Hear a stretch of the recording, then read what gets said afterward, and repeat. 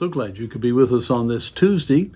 And today I'd like to encourage us all with a challenge not to resist the Lord when He works in our lives. One of the ways to stay consistently close to the Lord and have our lives open to His fellowship is for us to be very pliable to His working, to His word, to His conviction, to the situations that He allows to come into our life.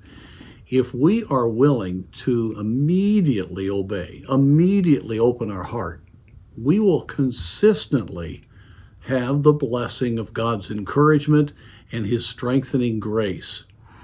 In James chapter 4, the Bible says that God resists the proud, but He gives grace to the humble.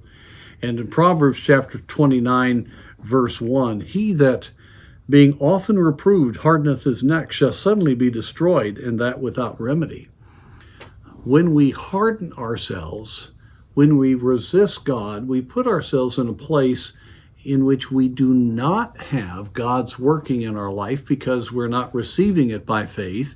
And so God is going to continue to work on our behalf. But when we are going in contradiction to what He wants accomplished, oftentimes we're actually injuring the work of Christ and undoing what He wants. And God has to resist us.